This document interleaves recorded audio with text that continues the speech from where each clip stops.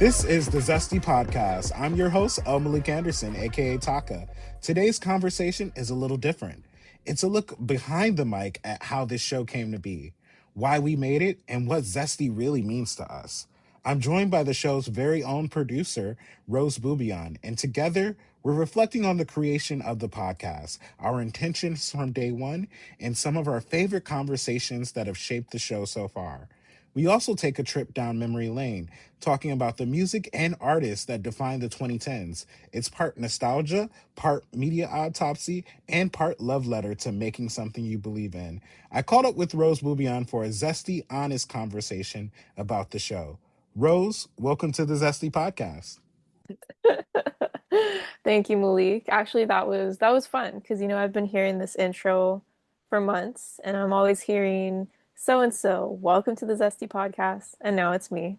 I mean, you were in front of the scenes at the episode one when you interviewed me. And so it's interesting, like, to return to it. Like, it's like, wait, like, how does this go again? Like, it's like, Hmm. and so that's interesting. I've had people who come up to me and say, they're like, oh, I thought Rose was like a co-host. I'm like, Rose is just always in the ether somewhere. Rose is like the lifeline of this podcast. Wow, that's really nice to hear. Yeah, I'm always behind the scenes. When we were first envisioning this, we actually the initial plan was like we were going to co-host and have different segments. And eventually I was like, actually, I want to focus on editing more. But after our first episode, actually, when I hosted and interviewed you, I think I enjoyed it. I was just like, I'm not ready to like fully co-host. So I'm really happy to be recording again. And that's so funny to hear you say that because, like, I also had my own individual reservations about like hosting solo and not knowing if I was truly ready. I knew it was like in me, but I also at the same time was a little hesitant because you don't ever know until you try. Like sometimes you just have to do something. And it wasn't until I want to say that first episode that we recorded, I think it was the very first one, it was actually episode three, which was with Lakin. And then we recorded Miranda Munt after that. After those two episodes, I was like, oh, okay, I got this. I can do this. This is totally fine. I had a lot of fun. Um, but I wonder what that dynamic would look like if if you were to co-host. So we'll have to see. I like maybe in season two, we'll give it a try and see if you can like hop on a few episodes because I definitely think that listeners would love to hear your voice. Yeah, I would say I'm definitely interested in doing more co-hosting. I will say something that I've noticed, because like I'm familiar with other work that you've done, but I would say I'm really impressed by the way that you've hosted this past season. And I really mean that just because like when I'm editing, like I'll hear your questioning, I'll hear your lines of questioning, and I'm like, oh, that's, like that's really thoughtful. And I think I can really see how your production experience has factored into like how you host. And so I think maybe that's why I felt a little bit like, oh, I'm not ready to do that yet. Like I kind of need to do more behind the scenes work before I even know what I want to say on a mic, basically. Thank you for that compliment. I think you would be really good at it. Just coming from me and just like watching you work, I think you would have a unique ability to make people feel comfortable, which I think is like what you always want when you're like hosting a show and when you're speaking with a guest. It's more so of a conversation. And for this project in particular, when we talked about it a while ago, I think the vision that I had was like I wanted it to be a little bit different, slightly different from what I do professionally as an arts and culture producer. Of course, I mainly work behind the scenes as a producer, but it's like journalist work. And I love journalism and I think it's important. But I was interested in creating these conversations with guests that felt more so of like, yeah, I can ask a question, but I can interject and we can like have some banter along the way and we can go back and forth so it doesn't have to feel like a question answer format. Sometimes it can be like, oh, let's laugh and kiki and have a good time. And that's okay. And so I was actually trying so hard at the beginning or in those first few interviews, I don't know if you listen back to those. I was trying to figure out that balance and really trying to imagine what a conversation like that would sound like because I was so used to being, behind the scenes and working in production for a live radio show that I had to take myself out of that completely. And then somewhere along the line, I was like, okay, it's okay to embrace that experience and embrace that knowledge that you have of being able to produce a live show and bring it into a podcast format. Because at the end of the day, it's still a show. We call it podcast for some reason, but it's still a show. But like, I was really wanting to make something of my own, something that felt natural and something that felt more aligned with my personality. And so, like, it's interesting to hear from you about like what you heard at the beginning versus like how it ended up. Yeah, definitely. And also, like I said, I could definitely notice how your production experience informs how you host. But now that makes me curious, like, what else do you think has informed, like, yeah, your hosting style? Like, do you watch talk shows? And I know that there's certain shows we've already discussed that you like, but I'm just curious, like, what do you think has like inspired you so far? That is a very good question. When we first talked about developing the show, I mentioned all of the radio shows that I grew up on.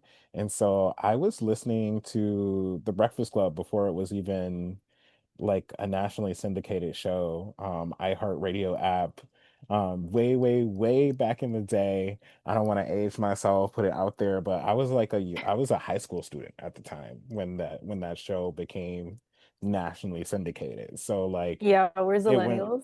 yeah, the millennial like experience. And so I remember those early days, but before that, my parents were listening to this old school R&B station in Milwaukee, and so they would listen to a lot of times it was what was on back then, Tom Joyner morning show. If you cut on the other station, it would be like Steve Harvey. But at the same time, we were a generation YouTube, so there were all these other things that were happening like online. And so you saw people doing the Vines commentary, you saw the YouTube interviews where people were blogging and all of that and creating, whatever shows they were doing online. And fast forward, I mean, to late high school, college, I was so obsessed. I was so obsessed with Complex. When Mm. I tell you, like, I was so obsessed with Complex, I thought at some point I was gonna end up there, work there eventually, but I would used to watch a lot of those interviews and behind the scenes of Complex. It was called Life at Complex with Tony Moore. I watched that a lot. Everyday Struggle, of course. But it was like a mix of things, a mix of this internet content, create content creators and radio show, which I think that kind of informed like how I not just how I speak, but like my interests and what I'm interested in. Of course, like my personality though is a little bit different. That was a little bit harder to distinguish what my personality on air would be versus like, my professional personality as like working in journalism and using that mid-Atlantic accent. Like I'm from Milwaukee, so I got to lean into that Milwaukee accent a little bit, but like, I don't really know what that is. Other people have told me what it is, but I don't really hear it myself. People are like, "Oh yeah, you sound like you're from Wisconsin." I'm like, "I can't tell." And then there's other people who are like, "Oh, I'm surprised you're not from New York." And I'm like, "Really?" Because other people say they can hear that Milwaukee in me, and I don't know. I think I've also lost it a little bit, so I don't know. I don't know if it's fully present, but like Um, it's there. It's like I guess it's an amalgamation because you go off to college. I left for college at like 17, stayed in Madison, and then I ended up moving to New York at like 24. Yeah. I'm like trying to think. Well, okay, first off, I don't know what a Milwaukee or like Wisconsin accent is, but I mean, I know generally what the Midwestern accent kind of sounds like. And I'm trying to think if I've ever heard you drop the Chicago. Like, have I So heard you say Chicago before? I don't think so. Like, so I don't know. So that I know. It's also what might be the difference too. It's like Milwaukee has several different accents, and like Chicago also has several different accents. And I think mm, it's also dependent off of ethnicity. So there's like, the Italian Chicago accent, or like the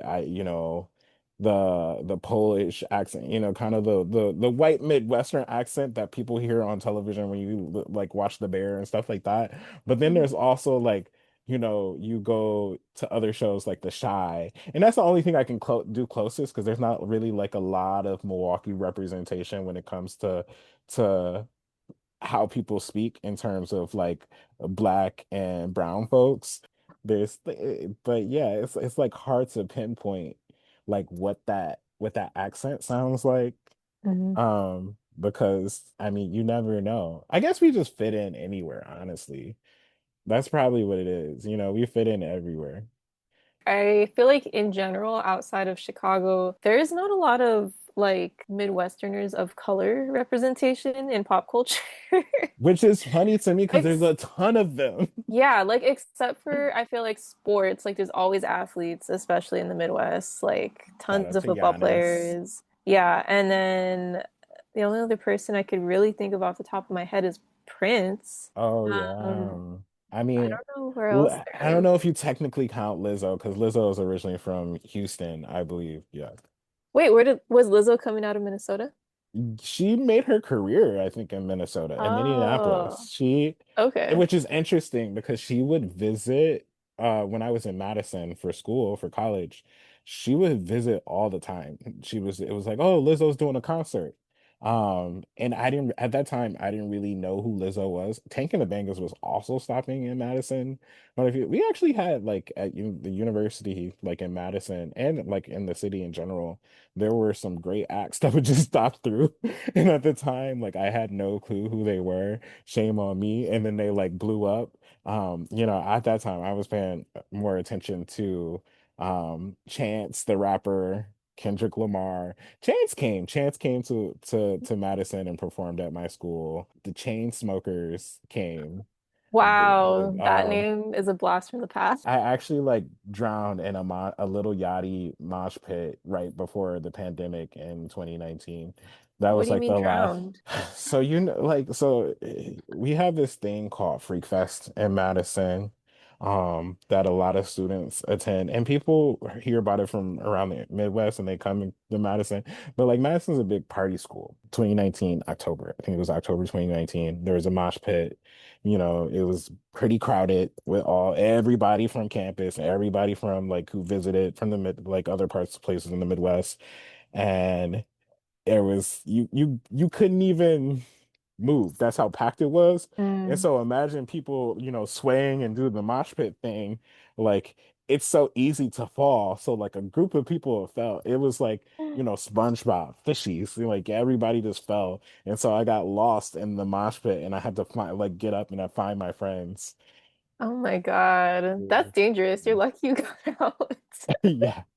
That wasn't even my like last mosh pit because what ended up happening was like when I moved to New York, I started going to Gov Ball. But of course, like, this is what I'm used to. I'm not new to this, I'm true to this. So I went to Gov Ball, saw Little Yachty again, Oh my God. got stuck in a mosh pit, and that's when my phone got stolen, and somebody from Mott Haven in the Bronx in their high rise stole my phone because I could track them and I could see its every detail and movement. And they took my phone and they sent it to China. No, not one of those. Oh my God. Yeah. Yeah, I mean, that sounds like fun, first off. It's I a went to nice place to go. college. Yeah, I went to college in the Bay Area, so and I went to a smaller school. I didn't go to like a big state school. So like we had some pretty lit school performances, but definitely not like it's just a different vibe. It's the Bay Area. I don't know what else to say. Like the last performance we had before the pandemic and before I graduated, like 1 week before the lockdown actually was Jhené Aiko. Okay, that's a good one. Yeah. Jhené Aiko was very big around that time. And Yeah. that was another artist that I was thinking of like, oh, what I was listening to, but she didn't visit Mhm. Wisconsin. She didn't come visit us on campus. But Jhené Aiko, who else was I listening to at that time? Kehlani, I saw Doja Kehlani too for that. Doja Cat, Kyle the Rapper. And those are all like, aren't they Oh all yeah. those are all California people. Yeah, Doja's from LA. Kyle is from Oxnard. Fun fact, I know that because my best friend from college is from Oxnard. And Anderson Paak, we also had Anderson Paak, and he's also from Oxnard. Oh, So I did not know that. Oxnard's like an hour north of LA. It's like a coastal town. Yeah, Oxnard, honestly, been put on the map in the past like 5 years. Or I guess in the past decade, because that was like, that was a Anderson Paak's been big for a while. Yeah, he's But been. yeah, Anderson Paak we had at my college. I saw Kehlani at a different college, but also in the Bay Area. This, just it's just like a different vibe. Like they're fun, but like I definitely feel like a lot of the shows that the colleges did were like, yeah, just like Bay Area vibe. I don't know what else to say. Like, So I want to hear your take since you like, I mean, we came up through school around the same time. Mhm. Like Kehlani folded, right? Everybody's like, "Oh my God, this is big break." She's topping on the Billboard charts. And I'm just like, Kehlani's been around for like years. Like I She's remember listening to her on SoundCloud. Yeah, she was a huge like early SoundCloud, like R&B success story, I feel like. She was one of the really big R&B artists that came out of SoundCloud back then though. That was like Yeah. 2014. I feel like for me, I got into her when she was, oh my God, just thinking of this album cover, like that's also a blast to the past. It's the You Should Be Here. I think it's a mixtape actually. Oh yeah, You that Should Be you Here should be here. mixtape, and it's so Bay Area. She's I sitting fuck on with you like because you loyal, yeah. loyal. She's sitting on like the hill. I want to say it's Twin Peaks, or it could be like in the East Bay. If you're not familiar with the Bay Area, Twin Peaks are like it's like a giant viewpoint in the middle of San Francisco, the city, and it's like the highest point, or it's one of the highest points. And then so she's either sitting up there or she's sitting in the East Bay, which is like across the bay from San Francisco. Maybe in the Oakland Hills, because Kehlani's from Oakland. So she's somewhere like up in some hill. And then like the rest of the picture is like fog and like the Bay Area, and you can see like the Golden Gate Bridge. You But know, yeah, that's and so like it's funny all because I like wouldn't have put that together. But you it's just, all yeah, it's such yeah, a Bay Area vibe. Like it really is like that, 2014, 2015, which is when I was in college. And what else? It was same. also like a Pixar like type, like I don't even know. It's like a YouTube drawing. Like you remember when everyone had these like Oh yeah. like I mean, look at the podcast cover of the yeah, Zesty podcast. Like, yeah, exactly. obviously, you come from that era. Yeah, it was like an iPad Yeah. drawing, and this was her like mixtape cover, but I fucking love it. Like, I feel like there's also like really small details. Like, I swear she's wearing Vans. Like, but that's just me being Yeah. Californian, being like, you gotta have the Vans. I love the specificity. Bring it back. I remember It's she did. very West Coast. It's funny because I think where it met the Midwest for me was that I would already been listening to her on SoundCloud, but she did a collaboration, a feature with Chance the Rapper. Hmm. Um, and it was The Way. I love that Um, song. and Chance is this big, Chicago person, and he's a very big Chicago person. And I think at that time, like pretty much all of the Midwest was listening to him. So when I came to school, people were like, "Did you listen to 10 Days?" And then, you were listening to Acid Rap. You were listening to all of Chance. Chance was just so big, you could not escape him. It was like, even though he was a Chicago kid, people in Milwaukee love Chance. I have friends in college who are from Detroit who love Chance from like Minneapolis. It was just like it felt like a very Midwest thing, and or maybe I'm imagining that in my head, but I don't know how big. Chance was in other regions, but like in our bubble of like Madison and school, that's who we were listening to. And so like when she collaborated with Chance, we were all like, "Oh, did you see Kehlani got a song with Chance?" It was a huge deal.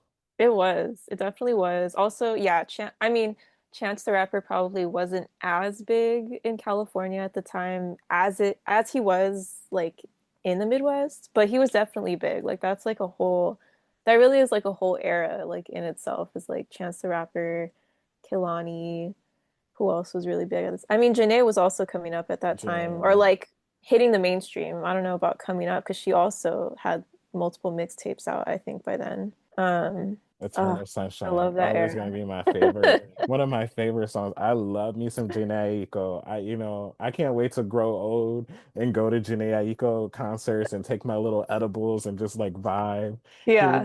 People are like, oh, you just go to hear her whispers. Of course, yes, yes, that's Yeah. what I love. That's No, what literally. I Like love. I'm Okay. gonna be in a rocking chair when I'm 80, knitting and crocheting to Janae Aiko. Like I'm serious. You know what I keep thinking of? You keep mentioning it. We keep talking about all these artists, but Doja Cat was blue back then.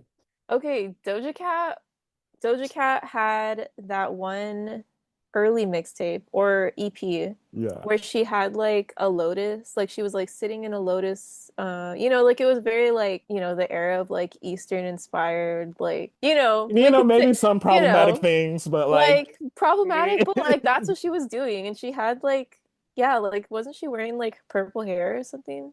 I yeah, I originally, she was like a blue genie type figure, yeah, and it was the So High video. It was like, "You yes, get me this so so high." high. I listened to that so much between like 2015 and 2016. It Yeah. was like, and because it's college, we were all We actually were in high. college. We were high. Yeah.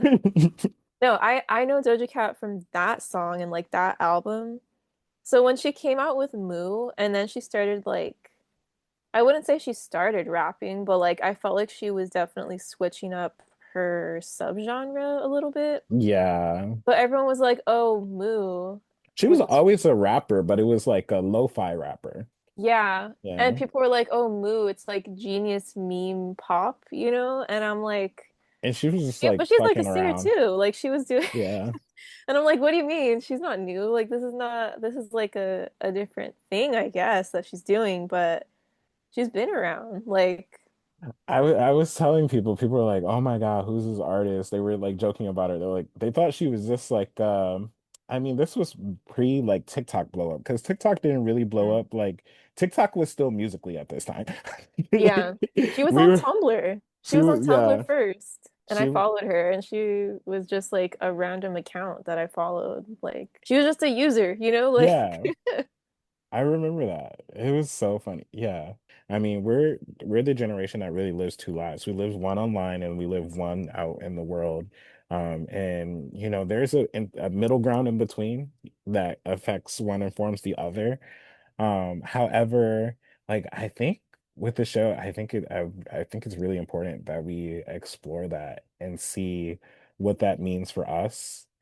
I don't think there are a lot of like platforms and shows that are really talking about it in that way. That feels in tune with like how we're actually thinking, you know.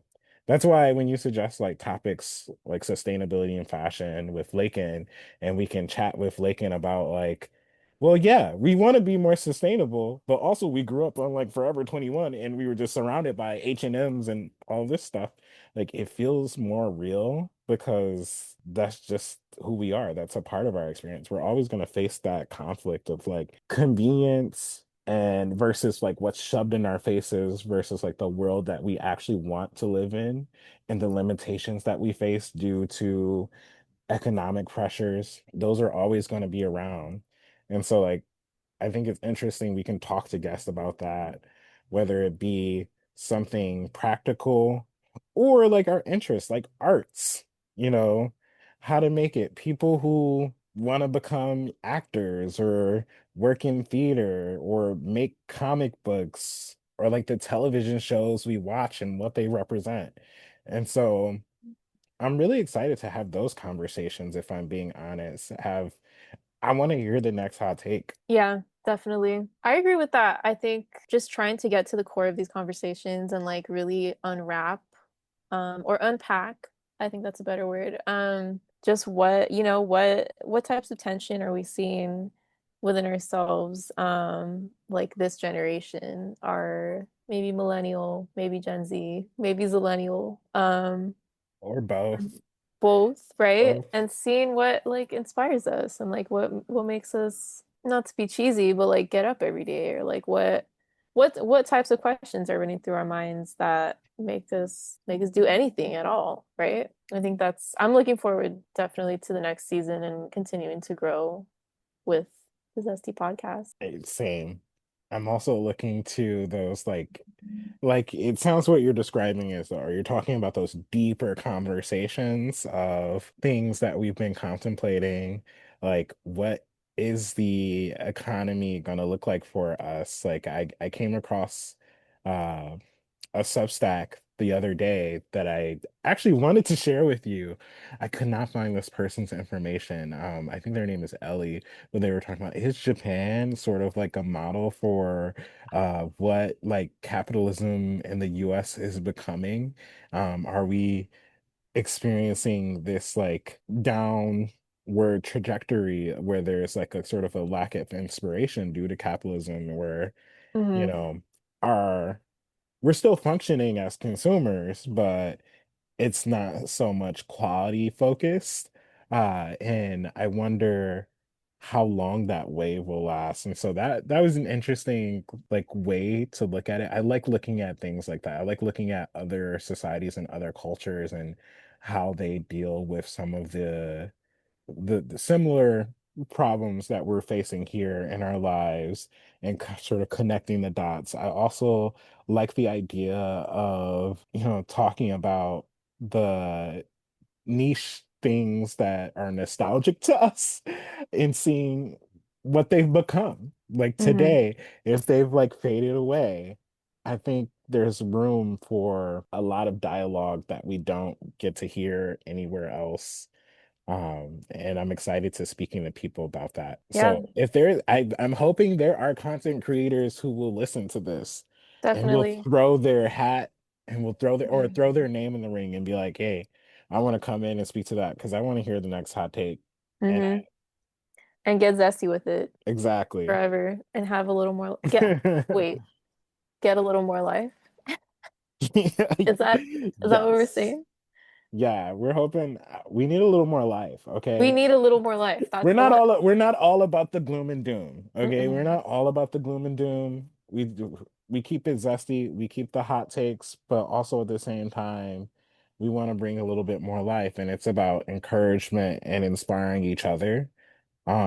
But I mean, the only way that we're gonna kind of build the world that we want to create and the community we want to create is one conversation at a time. The only way out is through, unfortunately. My mind as you're Yep. saying, I'm like, We things are got to gonna keep going get through it. way worse. But Oh like, no. we'll be here for it and hopefully we'll see what happens on the other Yeah, hopefully we'll glean some positivity, some zest, some more life out of these conversations.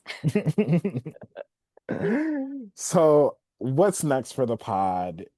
I mean, I'm gonna let you tell it because we got a lot of things happening and a lot of things that we're talking about. Some things unconfirmed and some things confirmed, but what do you think is worth telling people now? We're looking forward to a schedule change for next season. Season two is going to be on a monthly basis. However, in between each episode, we're going to be doing something. We don't have it 100% confirmed, but I'm going to be doing something. Lily's going to be doing something. Um, that sounds really vague. I don't know if I should like say something that is not 100% planned yet, but I know I'm definitely gonna write in between episodes, so we're always gonna have something fresh, but we just won't be doing weekly episodes next season.